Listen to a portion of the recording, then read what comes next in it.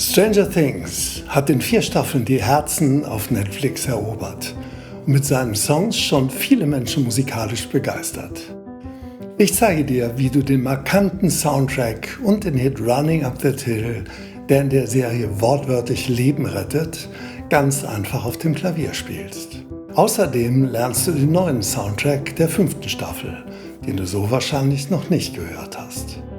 Mein Name ist Michael und hier ist Timeline Music. Der Soundtrack wurde 2016 von Michael Stein und Kyle Dixon aus Texas geschrieben. Die beiden waren von Anfang an bei der Serienproduktion dabei und haben sogar die Schauspielercastings mit ihren Songs untermalt.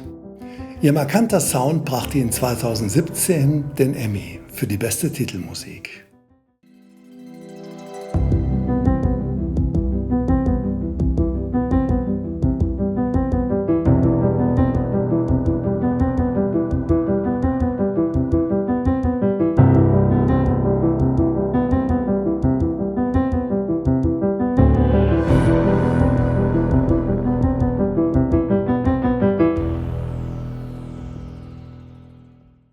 Um den Soundtrack ganz einfach nachzuspielen, schauen wir uns zuerst die Tonhöhe an.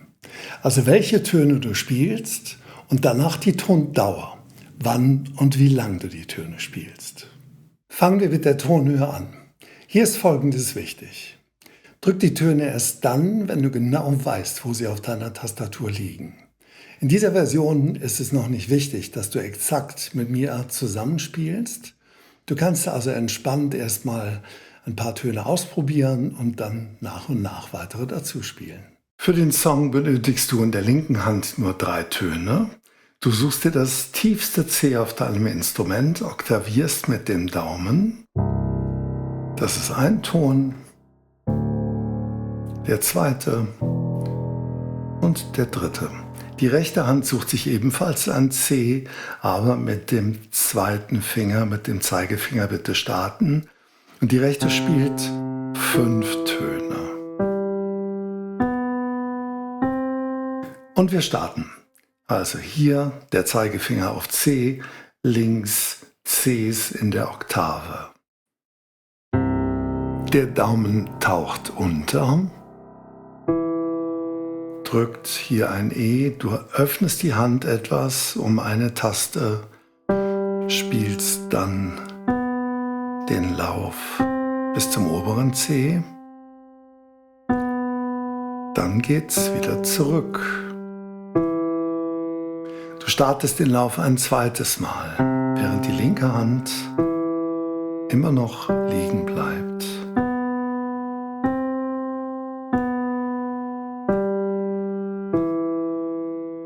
Insgesamt kommt der Lauf 4 Mal.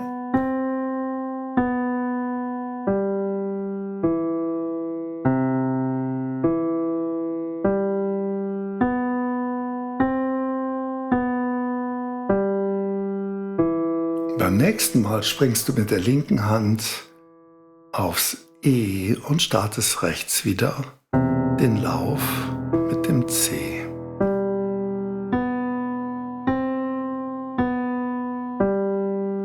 Auch hier spielen wir 4 Läufe.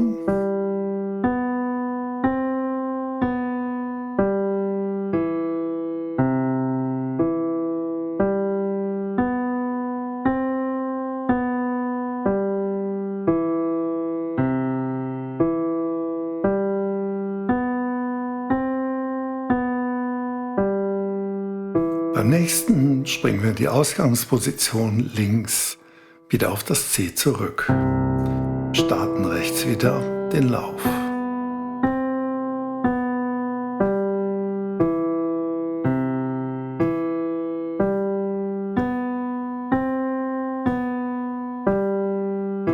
Auch 4 Mal.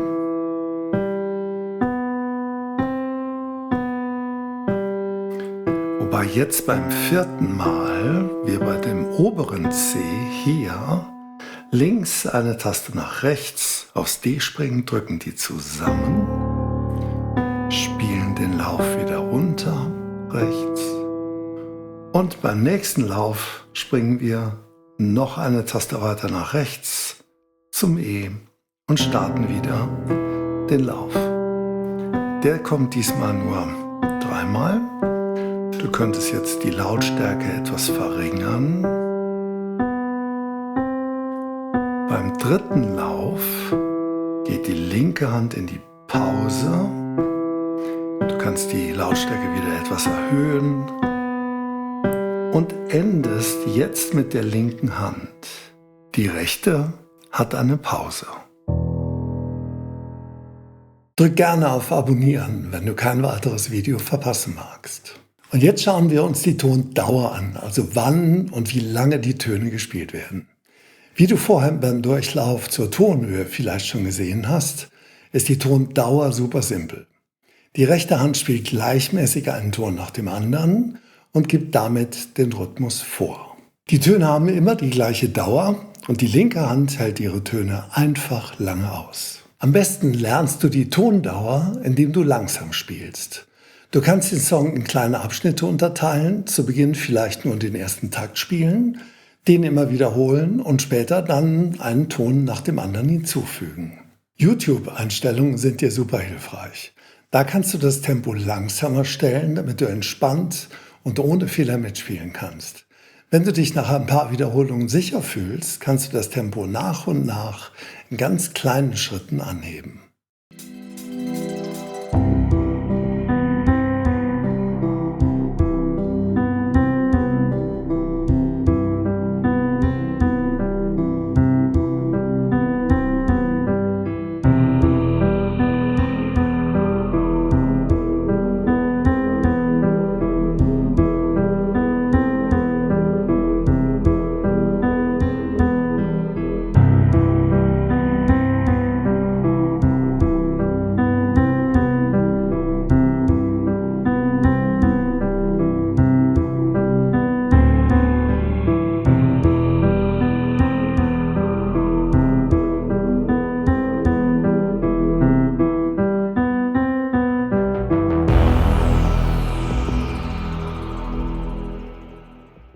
Running Up That Hill von Kate Bush macht den wahrscheinlich emotionalsten Moment der bisherigen Serie aus. Der Song rettet Max Mayfield in der 4. Staffel buchstäblich das Leben.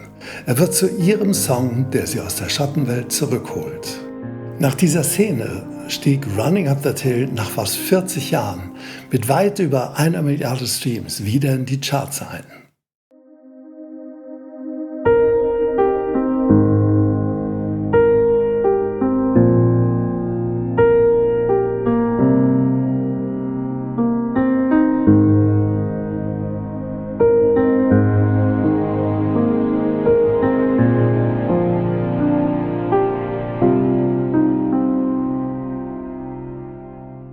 Schauen wir uns an, mit welchen Tönen der Song gespielt wird.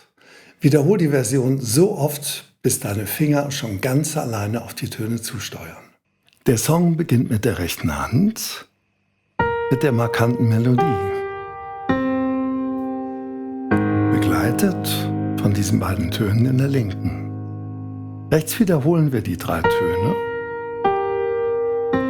wechseln in der linken hier hoch, starten wieder rechts oben, enden aber diesmal mit dem Ton, gefolgt von den beiden. Wir wechseln mit dem zweiten Finger auf diesen Ton. Links geht's wieder runter zum ersten Akkord. Dann kommen die beiden. Jetzt spielen wir links Einzeltöne. Rechts wieder die beiden, gefolgt von links diesen Tönen. Die rechte Hand macht ein bisschen Platz für den linken Daumen und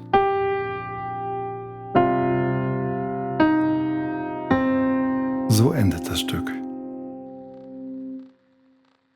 Wenn wir auf die Tondauer schauen, spielt die linke Hand zu Beginn immer am Anfang von jedem Takt einen Akkord, der ausgehalten wird. Im zweiten Teil folgen gleichmäßige einzelne Akkordtöne. Die rechte Hand spielt die markante Melodie.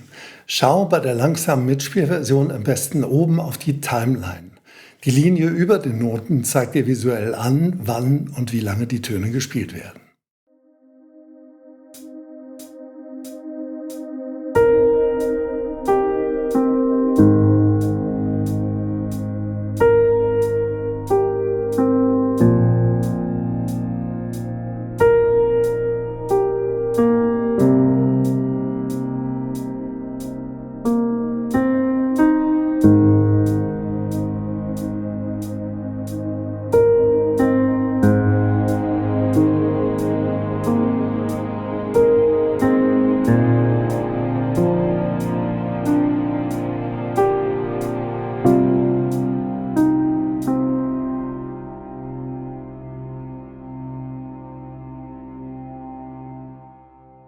Im Teaser zum Video der 5. Staffel ist eine neue Version von Child in Time zu hören.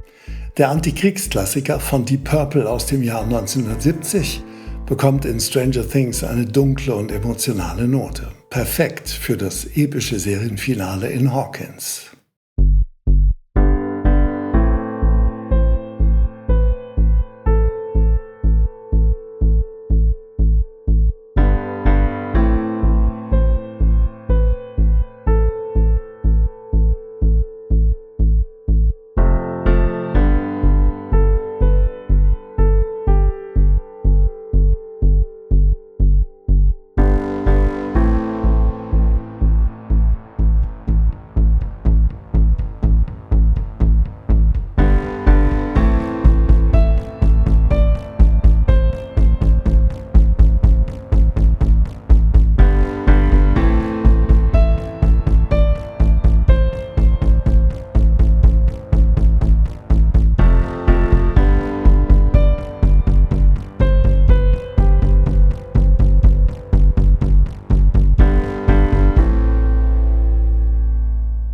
Wir schauen uns zuerst wieder die Tonhöhe an. Wir starten mit einem Akkord. Dafür benötigen wir diese Töne. Die drücken wir zusammen runter, wiederholen das noch einmal, wechseln jetzt zu einem Ton nach rechts. Alle 4 Stimmen wechseln nach rechts. Und die Melodie in der rechten Hand hat nur 3 Töne. Wir spielen wieder die Akkorde, die Melodie.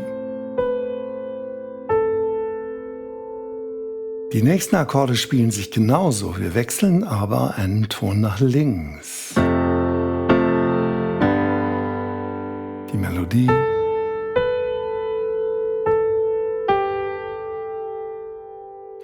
Und wieder die Eingangsakkorde. Und diese ganze Stelle wiederholt sich. In der rechten Hand allerdings ist die Melodie etwas höher. Also wir starten wieder. Und diesmal sind es die Töne. Wieder der.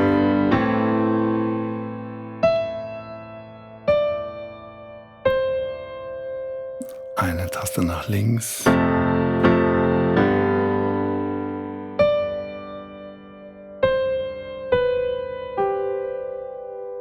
Und zum Abschluss noch einmal die beiden Akkorde. Die Akkorde werden immer im gleichmäßigen Tempo gespielt, gefolgt von den Melodietönen, die länger ausgehalten werden. Um den richtigen Einsatz für den nächsten Ton zu finden, schau wieder auf die Timeline, die dir anzeigt, wann und wie lange die Töne gespielt werden.